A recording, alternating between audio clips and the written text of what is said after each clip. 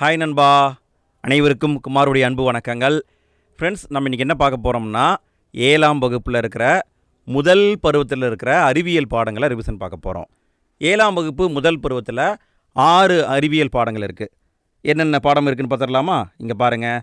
அளவீட்டியல், விசையும் இயக்கமும், நம்மை சுற்றியுள்ள பருப்பொருட்கள், அணு அமைப்பு, தாவரங்களின் இனப்பெருக்கம் மற்றும் மாற்றுருக்கள், உடல் நலமும் சுகாதாரமும்.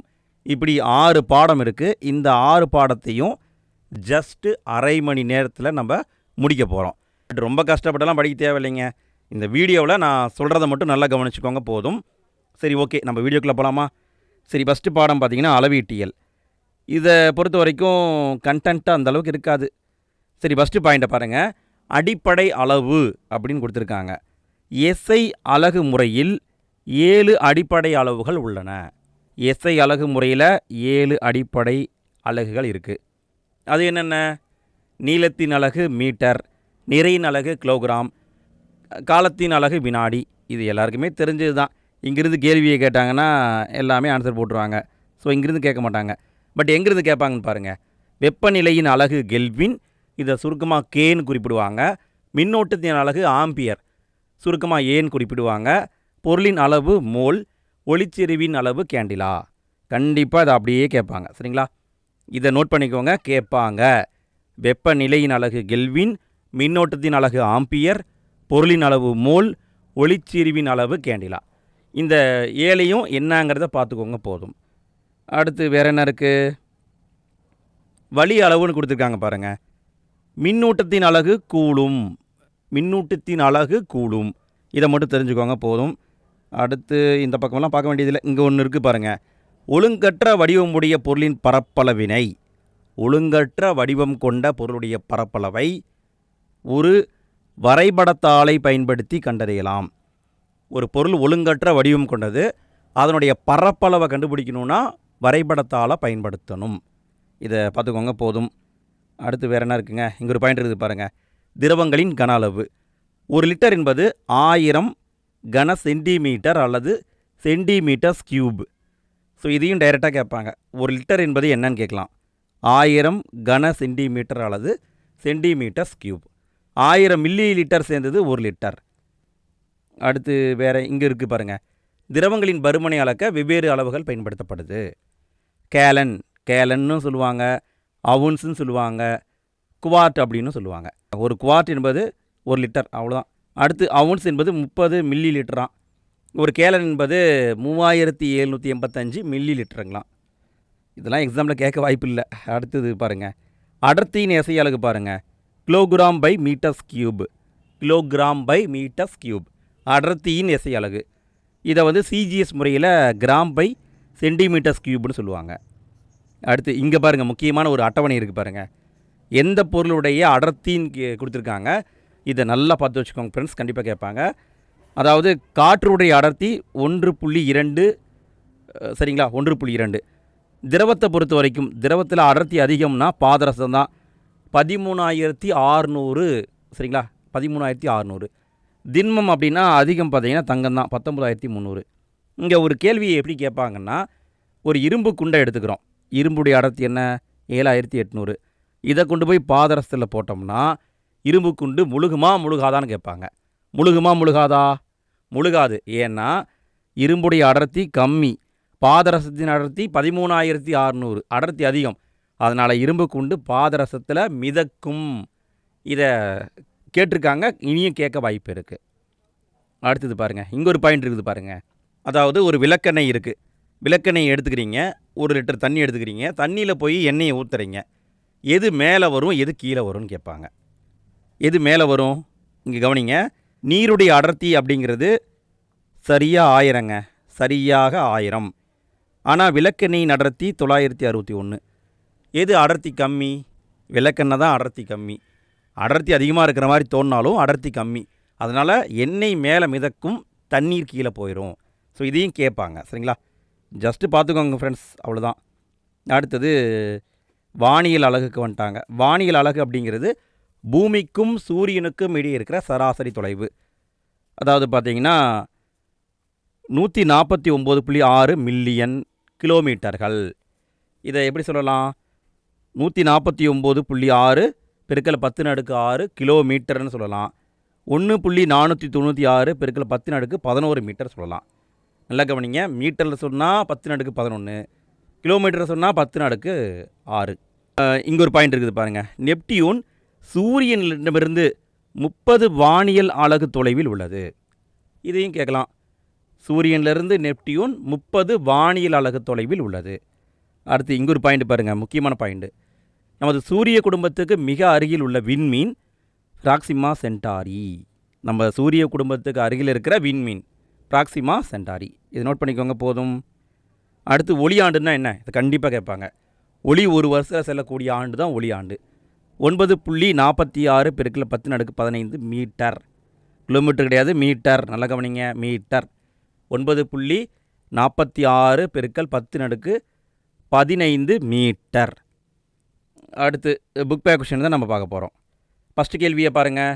பின் வருவனவற்றுள் எது வழி அளவு?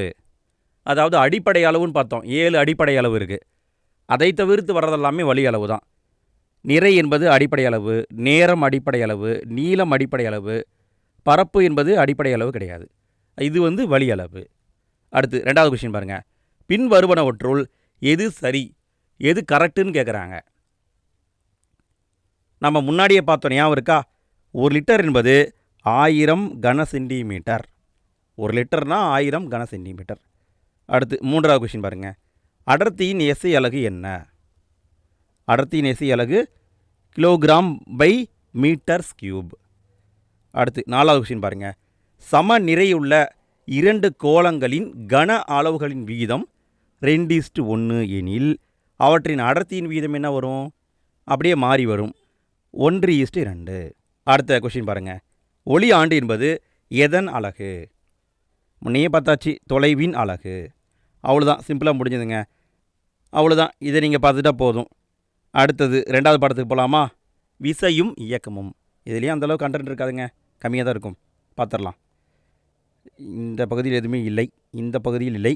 இங்கே ஒரு பாயிண்ட் இருக்குது பாருங்கள். இப்போ நடந்த குரூப் 2ல் இந்த கேள்வி வந்திருந்தது.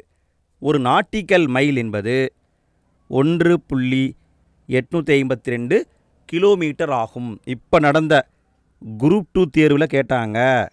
நீங்கள் கொஷின் பேப்பர் எடுத்து பாருங்கள், அதில் இருக்குது. அதாவது ஒரு நாட்டிக்கல் மைல்னால் என்னது?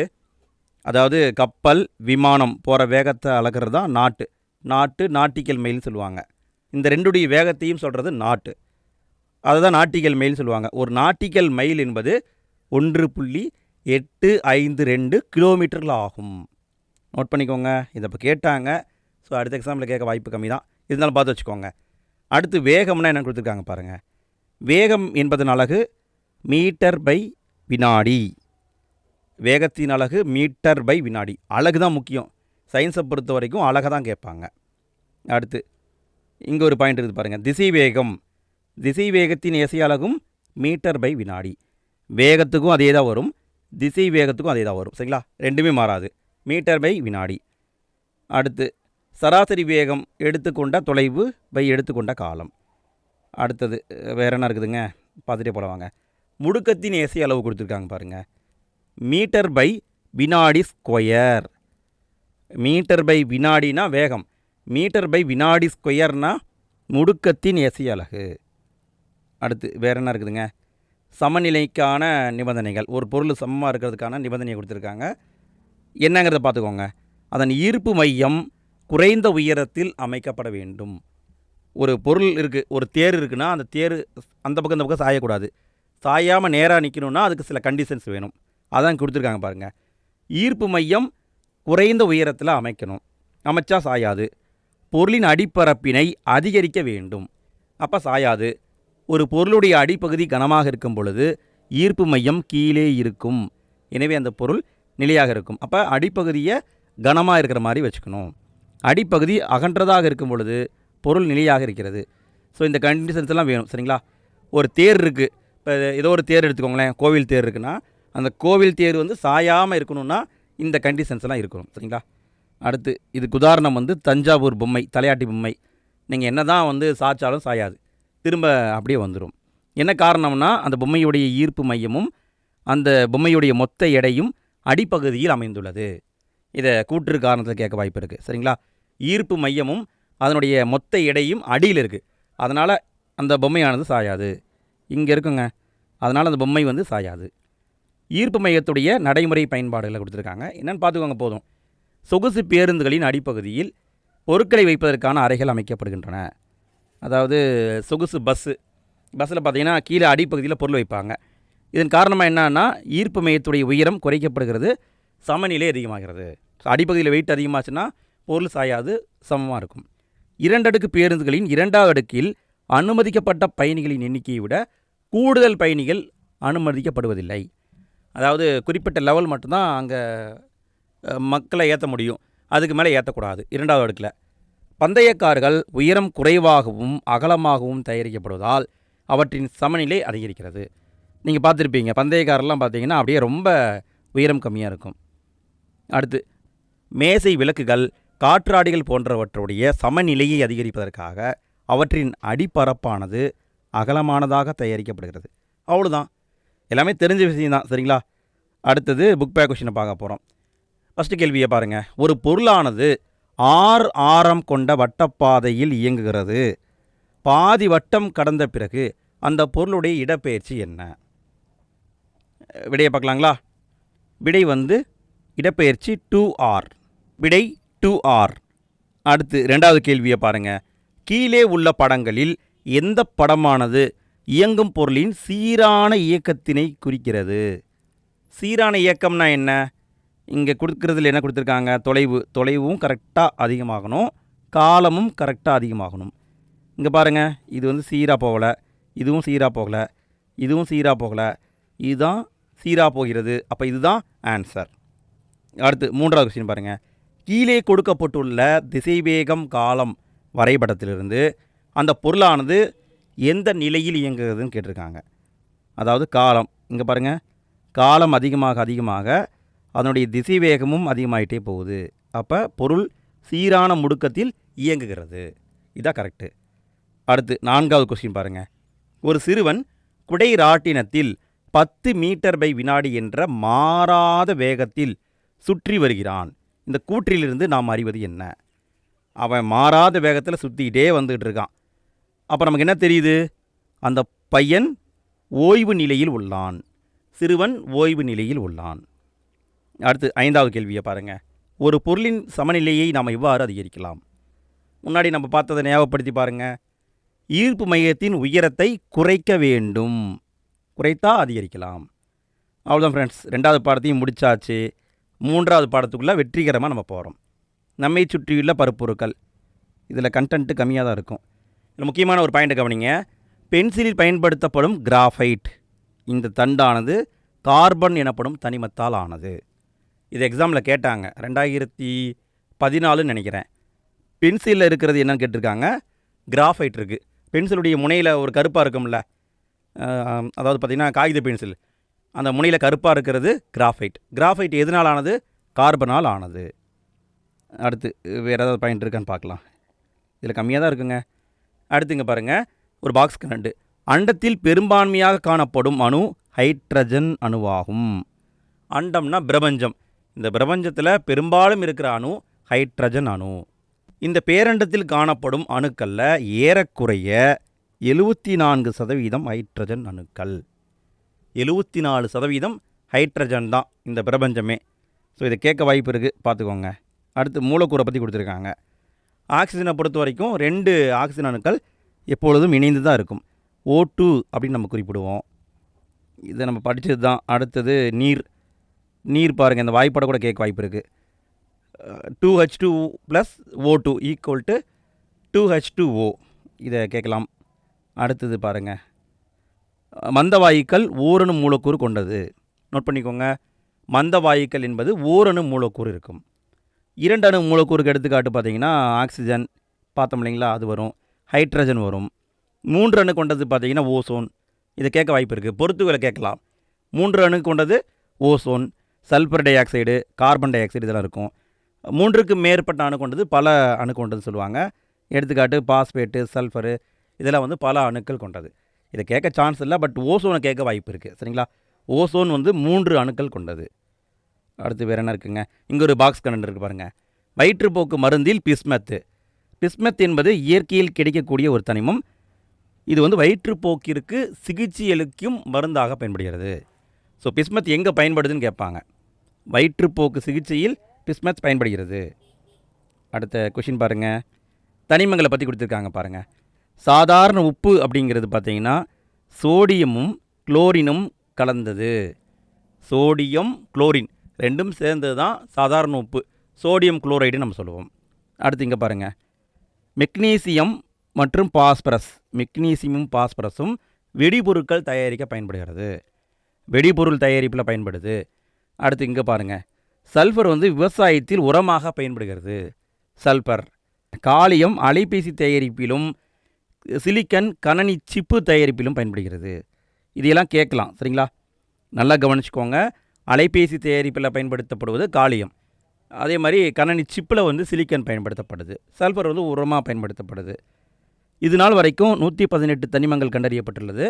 இதில் பார்த்தீங்கன்னா 94 தனிமங்கள் இயற்கையில் கிடைக்கிது. 24 தனிமங்களை வேதியியல் முறையில் லேபில் தான் தயாரிக்கிறாங்க. அடுத்து இங்கே ஒரு பாயிண்ட் இருக்குது பாருங்கள். ராபர்ட் பாயில் என்ற விஞ்ஞானி தான் முதல்ல தனிமம் அப்படிங்கிற வார்த்தையை பயன்படுத்தியிருக்காரு. இவர் வேறு என்னென்ன கண்டுபிடிச்சிருக்காரு அப்படின்னா, வெற்றிடத்தின் தன்மையை முதலில் கூறியவரும் இவர் தான். பாயில் விதி அப்படிங்கிற ஒரு விதியை உருவாக்கியிருக்காரு. ஸோ அவ்வளோதான், சரிங்களா? அடுத்தது வேறு என்ன இருக்குங்க, உலோகம் அலோகம் இதை பற்றி கொடுத்துருக்காங்க. உலோகம் அப்படின்னா திட நிலையில் இருக்கும். ஆனால் ஒரு பாயிண்ட்டை கவனிங்க, பாதரசம் தவிர பிற உலோகங்கள் அறை வெப்பநிலையில் திண்மமாக உள்ளன. பாதரசம் மட்டும் திரவ நிலையில் உள்ள உலோகம். கண்டிப்பாக கேட்பாங்க, நோட் பண்ணிக்கோங்க. திரவ நிலையில் உள்ள உலோகம் என்ன? பாதரசம். அடுத்து அலோகம். குறிப்பாக இங்கே ஒரு பாயிண்ட் கொடுத்துருக்காங்க பாருங்கள். வைரம் பளபளப்பு கொண்டது, பூமியில் கிடைக்கக்கூடிய தனிமங்களில் கடினமானது. ஸோ திண்ம நிலையில் உள்ள அலோகம்னா வைரம். அடுத்து இங்கே பாருங்கள், ஹைட்ரஜனும் குளோரினும் அறை வெப்பநிலையில் வாயுவாக உள்ளன. ஹைட்ரஜன் அப்படின்னா கண்டுபிடிச்சிருவீங்க, அது வாயு நிலைன்னு கண்டுபிடிச்சிருவீங்க. பட் குளோரின் வந்து வாயுவா இல்லை திரவமா திண்மமா நமக்கு தெரியாது. இங்கே பாருங்கள், வாயு. குளோரின் என்பது வாயு. அடுத்து இங்கே கொடுத்துருக்காங்க பாருங்கள், கார்பன், அயோடின், சல்ஃபர், பாஸ்பரஸ் போன்றவை அறை வெப்பநிலையில் திண்ம நிலையில் உள்ளன. அடுத்தது இங்கே ஒரு பாயிண்ட் பாருங்கள், முக்கியமான பாயிண்ட்டு. அறை வெப்பநிலையில் திரவ நிலையில் காணப்படும் அலோகம் புரோமின் ஆகும். நோட் பண்ணுங்கப்பா, முக்கியமான பாயிண்ட்டு. அறை வெப்பநிலையில் திரவ நிலையில் இருக்கிற அலோகம்னா புரோமின் தான். அடுத்தது அலோகங்களில் கிராஃபைட் மட்டும்தான் மின்சாரத்தை கடத்தும். ஸோ எது ஸ்பெசிஃபிக்காக இருக்கோ அதை நல்லா பார்த்துக்கோங்க, கண்டிப்பாக கேட்பாங்க. அடுத்தது வேறு என்ன இருக்குன்னு பாருங்கள், உலோக போலிகளை கொடுத்துருக்காங்க பாருங்கள். உலோகம் மாதிரியும் இருக்கும், அலோகம் மாதிரியும் இருக்கும். ரெண்டுக்கும் உண்டான பண்பை வச்சுருக்கும், அதான் உலோக போலிகள். எடுத்துக்காட்டு சிலிக்கன், ஆர்சனிக், ஆன்டிமனி, போரான் எல்லாமே உலோக போலிகள். அடுத்து வந்து பேர் வைக்கிறது. தனிமங்களுக்கு குறியீடு வைப்பதை எப்படி வைப்பாங்கன்னா, ஆங்கிலத்திலேயோ அல்லது லத்தீன் மொழியிலேயோ வச்சுருப்பாங்க. இதை ஃபஸ்ட்டு சொன்னவர் யார்? பெர்சிலியஸ் அப்படிங்கிறது தான் சொல்லியிருக்காரு. அடுத்து இங்கே ஒரு பாக்ஸ் கண்டென்ட் இருக்குது பாருங்கள். ஆரம்ப காலத்தில் பேர் வைக்கும் பொழுது எப்படியோ பேர் வச்சுருக்காங்க. இதில் ஒரு உதாரணம் பாருங்கள். காப்பர் அப்படிங்கிறது சைப்ரஸ் அப்படிங்கிற பகுதியிலிருந்து உருவாக்கப்பட்டது. காப்பர் அப்படிங்கிற பெயர் வந்து சைப்ரஸ் என்ற பெயரிலிருந்து உருவாக்கப்பட்டது. சைப்ரஸ் அந்த பகுதியில் நிறைய காப்பர் கிடச்சிருக்கு. ஸோ காப்பர் அப்படிங்கிறத சைப்ரஸுங்கிற வார்த்தையில்னு எடுத்திருக்காங்க. தங்கம் அப்படின்னா கோல்டு. இதுக்கு எப்படி பேர் வந்ததுன்னா, தங்கம் மஞ்சள் நிறமாக இருந்ததுனால அந்த மஞ்சள் வண்ணத்தை குறிக்கிற மாதிரி பேர் வச்சு விட்டாங்க, சரிங்களா? இதை கேட்க சான்ஸ் கம்மி தான், பார்த்துக்கோங்க. அடுத்தது மனித உடலில் இருக்கிற தனிமங்களை கொடுத்துருக்காங்க. மனித உடலில் ஏறத்தாழ 99% நிறையானது 6 வேதி தனிமங்களால் ஆனது. என்னென்ன?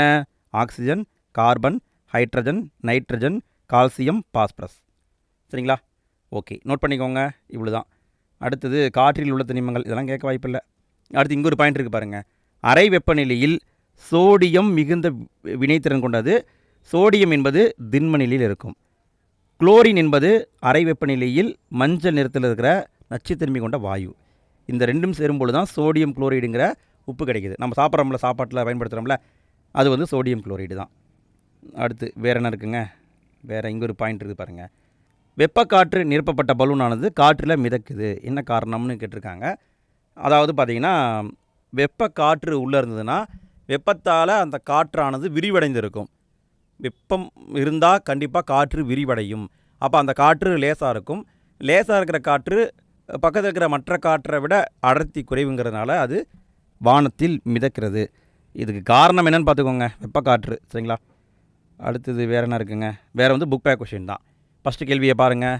கீழ்கண்டவற்றுள் உலோகம் எது? இரும்பு தான் உலோகங்க. ஹீலியம், ஆக்சிஜன், தண்ணீர் எல்லாமே அலோகம். அடுத்து ரெண்டாவது கேள்வியை பாருங்கள்.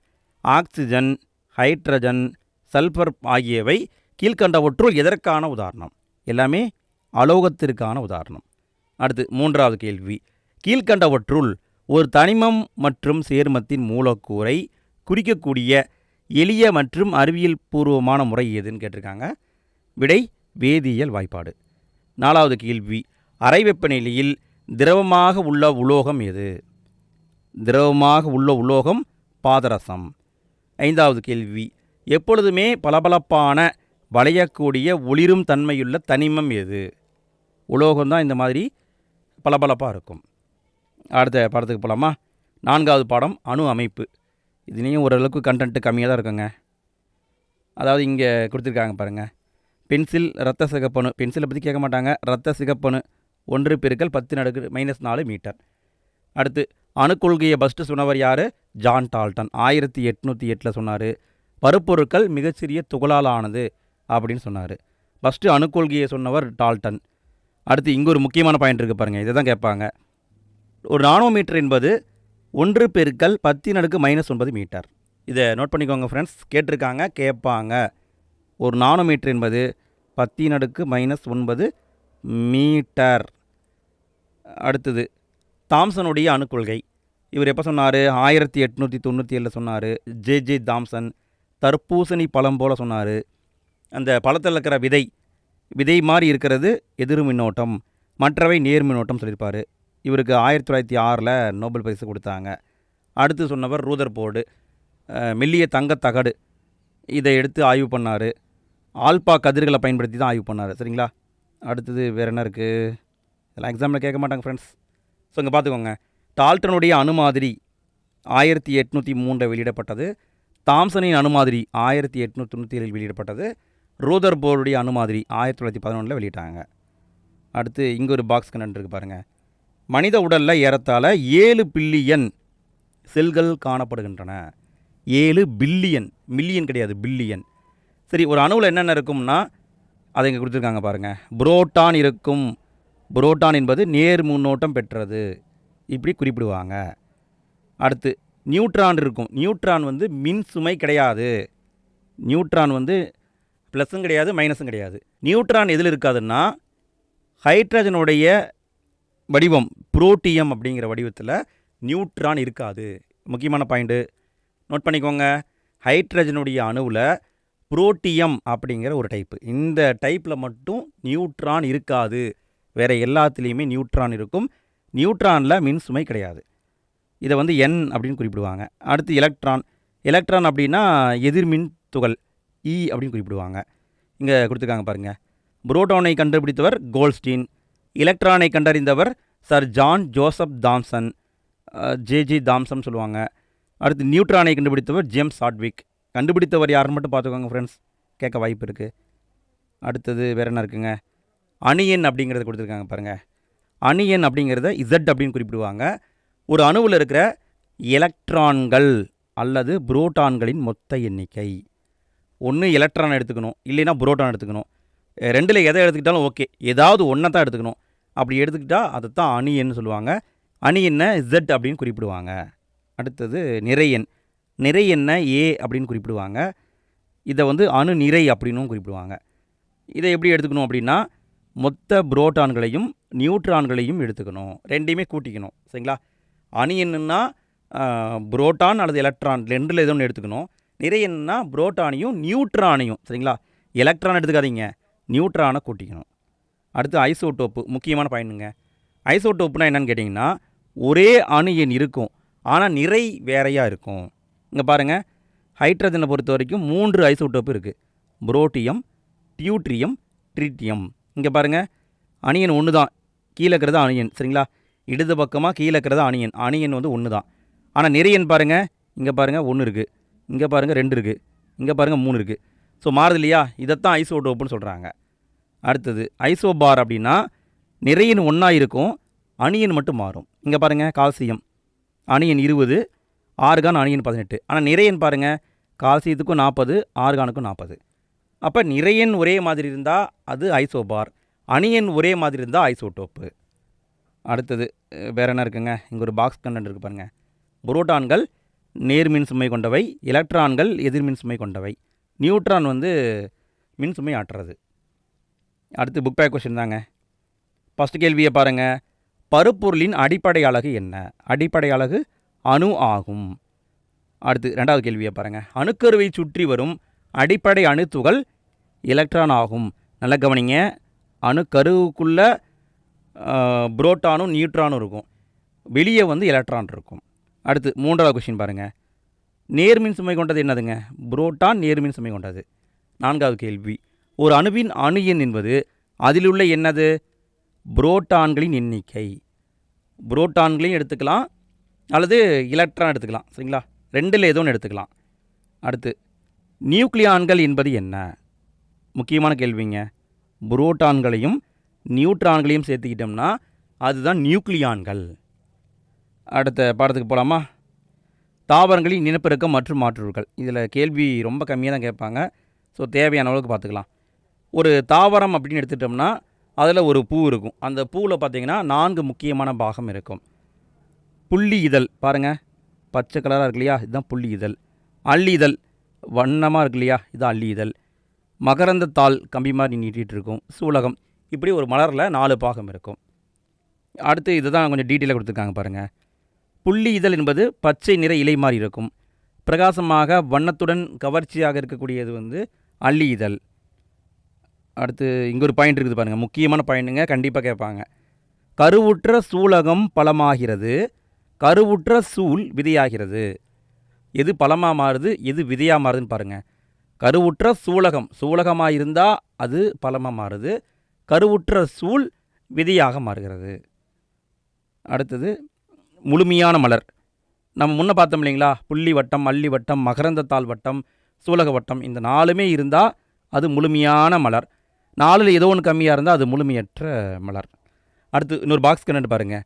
சூரியகாந்தி பூங்கிறது ஒரு பூ நம்ம நினச்சிட்டு இருப்போம். இது ஒரு பூ கிடையாது, இது பல மலர்களுடைய தொகுப்பு. இதை மஞ்சரின்னு சொல்லுவாங்க. உதாரணம் சூரியகாந்தி பூ. இன்னொன்று பார்த்தீங்கன்னா வெட்டுக்காய பூண்டுன்னு கிராமத்தில் சொல்லுவாங்க, கிணற்றடி பூண்டுன்னு சொல்லுவாங்க. அறிவியல் பெயர் ட்ரைடாக்ஸ் புரோகும்பன்ஸ். இதுவும் பார்த்தீங்கன்னா அதாவது மஞ்சரியை கொண்டது, சரிங்களா? பல மலர்கள் உள்ளே இருக்கும், கொத்தாக இருக்கும். இதை மஞ்சரின்னு சொல்லுவாங்க. அடுத்து வேறு என்ன இருக்குதுங்க? இங்கே ஒரு பாக்ஸ் கண்டு பாருங்கள். உலகத்தின் பெரிய மற்றும் அதிக எடையுள்ள விதை இரட்டை தேங்காய். இந்த இரட்டை தேங்காய் வந்து சாதாரணமாக எல்லா இடத்துலையும் இருக்காது. எங்கே இருக்குது? சேசில்லஸ் அப்படிங்கிற ஒரு இடம் இருக்குது, ஒரு தீவு. அந்த தீவில் மட்டும்தான் இரட்டை தேங்காய் இருக்குது. அடுத்து தாவர உலகத்துடைய மிகச்சிறிய விதைனா ஆர்கிட் விதைகள் ஆகும். 35 மில்லியன் இருக்கிற ஆர்கிட் விதையோட வெயிட் எவ்வளோன்னு பார்த்தீங்கன்னா வெறும் 25 கிராம் தாங்க. அடுத்தது இனப்பெருக்கத்தை பற்றி கொடுத்துருக்காங்க. இதில் எதுக்கு எது வரும்னு மட்டும் பார்த்துக்கோங்க. ஈஸ்ட் அப்படிங்கிறது ஒரு சில உயிரினம், இதில் நடக்கிறது மொட்டு விடுதல். அடுத்து ஸ்பைரோகைரா வந்து துண்டாதல். அடுத்தது ஸ்போர்கள் உருவாதல். இங்கே பாருங்கள், பாசி, பிரையோபைட்டா, டேட்டோபைட்டா, பெரணி, இங்கெல்லாம் பார்த்தீங்கன்னா ஸ்போர்கள் உருவாகும். அடுத்து தாவர உறுப்புடைய மாற்றுருக்கள். இதில் வந்து முக்கியமானதுன்னு பார்த்தீங்கன்னா இங்கே ஒரு பாயிண்ட் பாருங்கள். சுவாச வேர்களை கொண்டது அவிசினியா. அவிசினியா அப்படிங்கிறது சதுப்பு நிலத்தில் காணப்படும். அதாவது பார்த்திங்கன்னா இங்கே பாருங்கள், சதுப்பு நில காடுகள்னு சொல்லுவாங்க இல்லைங்களா? அங்கே இருக்கும். இதனுடைய வேர் அப்படியே மண்ணுக்கு மேலே வருங்க, மண்ணுக்கு அடியிருந்து மேலே வரும். இதை வந்து சுவாசிக்கும் வேர்கள் சொல்லுவாங்க, அல்லது நிமட்டோஃபோர்கள்னு சொல்லுவாங்க. நிமட்டோஃபோர்கள் எதில் இருக்குது? அவிசினியா அப்படிங்கிற தாவரத்தில் இருக்குது. அடுத்து வாண்டா அப்படிங்கிறது ஒரு தாவரம், தொற்று தாவரம். இதுதான் வாண்டாங்க. இதனுடைய வேர் பார்த்திங்கன்னா அதாவது காற்றில் இருக்கிற ஈரப்பதத்தை உறிஞ்சும். வேரில் பார்த்திங்கன்னா வெலமன் அப்படிங்கிற ஒரு திசு இருக்குது. வெலமன் அப்படிங்கிற திசு இது ஈரப்பதத்தை உறிஞ்சி அப்படியே அந்த தாவரத்துக்கு கொடுத்துரும். அடுத்து இங்கே கொடுத்துருக்காங்க பாருங்கள், கஸ்குட்டா. கஸ்குட்டா என்பது ஒரு ஒட்டுண்ணி தாவரம். இதில் பார்த்தீங்கன்னா ஹிஸ்டோரியா அப்படிங்கிற உறிஞ்சி வேர் இருக்கும். இது வந்து வேறு ஒரு தாவரத்தோடு ஒட்டிக்கிட்டு, இங்கே பாருங்களேன், இதுதான் கஸ்குட்டா, வேறு ஒரு தாவரத்து மேலே ஒட்டிக்கிட்டு அப்படியே அதில் இருக்கிற உணவு வந்து உறிஞ்சிடும். எதுக்கு எது வரும்னு பார்த்துக்கோங்க, சரிங்களா? அடுத்து வேறு என்ன இருக்குதுங்க? வேறு வந்து இங்கே பாருங்கள், இஞ்சி மஞ்சள் என்பது மட்ட நில தண்டு, வேறுன்னு நினச்சிடக்கூடாது, மட்ட நில தண்டு.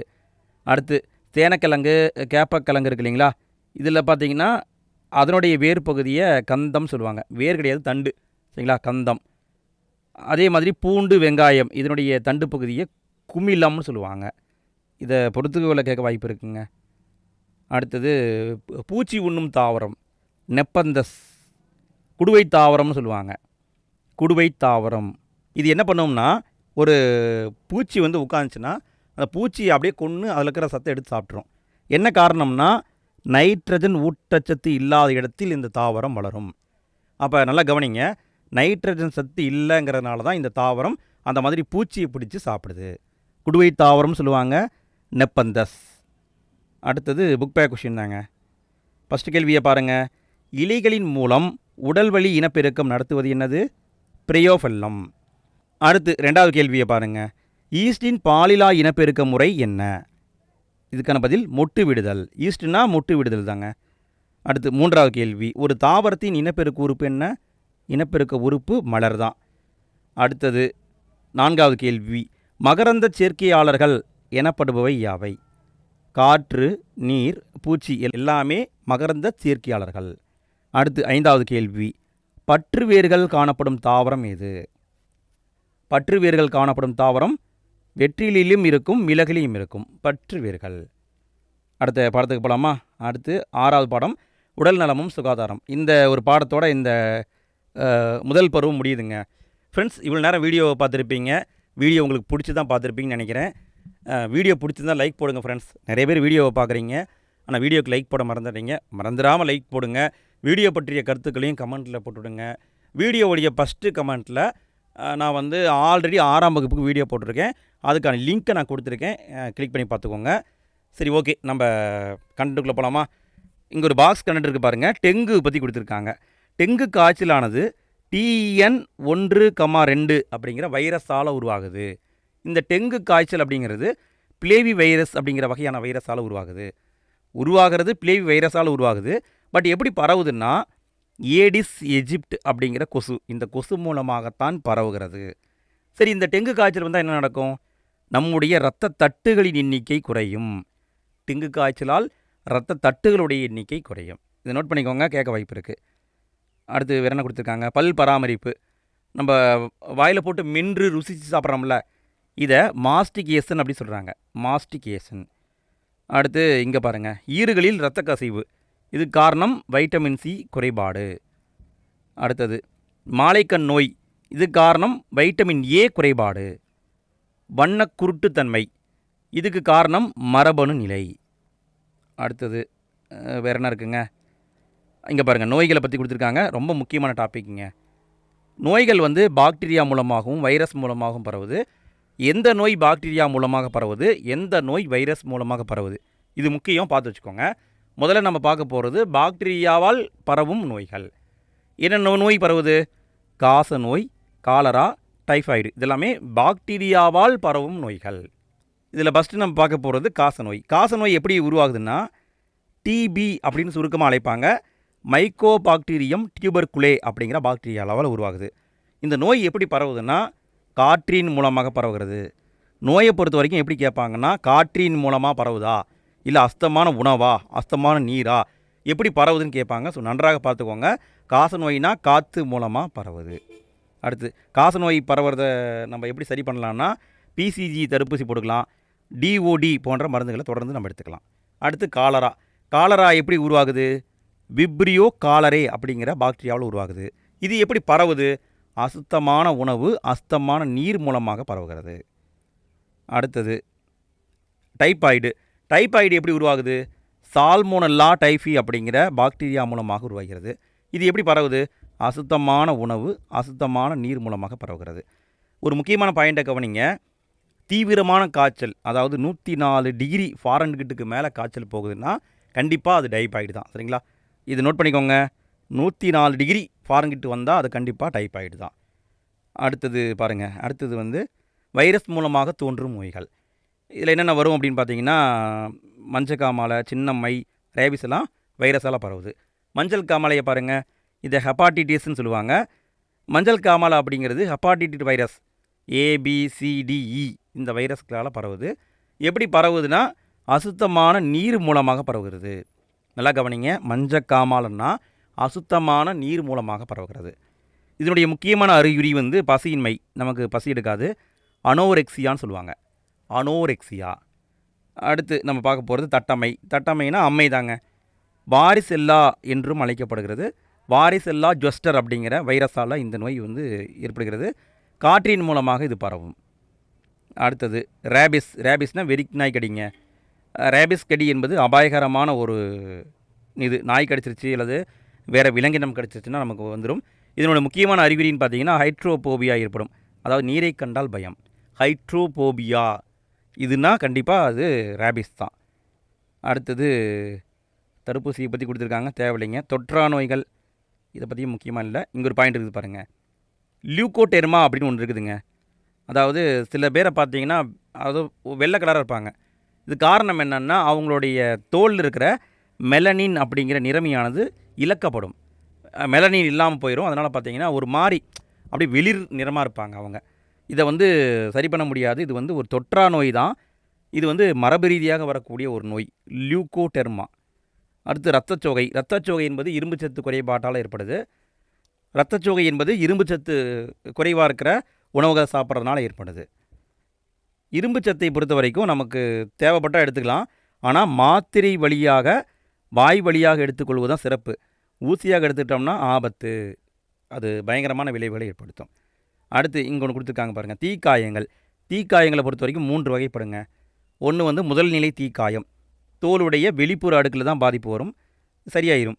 2ஆம் நிலை காயம் அப்படின்னா தோலுடைய உட்பகுதி டெர்மினஸ் வந்து பாதிக்கப்படும். 3ஆம் நிலை காயம்னா தோலுக்கடி இருக்கிற செல்கள் எல்லாமே செஞ்சிடும். அப்போ வந்து தோல் ஒட்டுதல் அப்படிங்கிற முறையை பயன்படுத்தி தான் நம்ம சரி பண்ண முடியும். அடுத்து நம்ம பார்க்க போகிறது புக் பேக் கொஷினுங்க. இதோட இந்த முதல் பருவம் கம்ப்ளீட் ஆகுது. ஃபஸ்ட்டு கேள்வியை பாருங்கள், ரவி நல்ல மனநிலையும் திடகாத்திரமான உடலையும் பெற்றிருக்கிறான். இது எதை குறிக்கிறது? விடை வந்து உடல் நலத்தை குறிக்கிறது. 2வது கேள்வி, தூக்கம் உடலுக்கு மட்டுமல்ல இதற்கும் சிறந்தது. எதற்கு சிறந்தது? மனதிற்கும் சிறந்தது. 3வது கேள்வி, நாம் வாழும் இடம் இவ்வாறு இருக்க வேண்டும். எப்படி இருக்க வேண்டும்? சுத்தமாக இருக்க வேண்டும். அடுத்து 3வது கேள்வி, புகையிலையை மெல்லுவதால் ஏற்படுவது பற்குழிகள் தான் ஏற்படும். அடுத்து 4வது கேள்வி, முதலுதவி என்பதன் நோக்கம் என்ன? வலி நிவாரணம். அவ்வளோதான் ஃப்ரெண்ட்ஸ், நம்ம இந்த முதல் பருவத்தை முடிச்சிட்டோம். இன்னும் ஒரே ஒரு பாயிண்ட் மட்டும் பார்த்து முடிச்சுக்கலாங்க. மருந்துகளின் ராணி எனப்படுவது பெனிசிலின். இதை கண்டறிந்தவர் அலெக்சாண்டர் பிளெமிங். மருந்துகளின் ராணி என்று அழைக்கப்படுகிறது.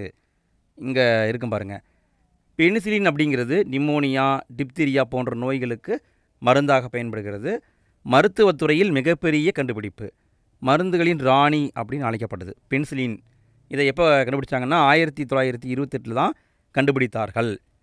அவ்வளோதான் ஃப்ரெண்ட்ஸ், இந்த முதல் பருவம் முடிந்தது. 2வது பருவத்துக்கு நான் வீடியோ ரெடி பண்ணோடனே அதை நான் எண்டு ஸ்க்ரீனில் கொடுக்குறேன். நீங்கள் ஃப்யூச்சரில் வீடியோவை பார்க்குறீங்க அப்படின்னா எண்டு ஸ்க்ரீனை டச் பண்ணி பாருங்கள். இன்னும் ஃபஸ்ட் கமெண்ட்டை செக் பண்ணுங்கள், நான் கரெக்டாக லிங்க் கொடுத்து வச்சிடுறேன். சரி, ஓகே ஃப்ரெண்ட்ஸ், அடுத்த வீடியோவில் சந்திப்போம். தேங்க்யூ.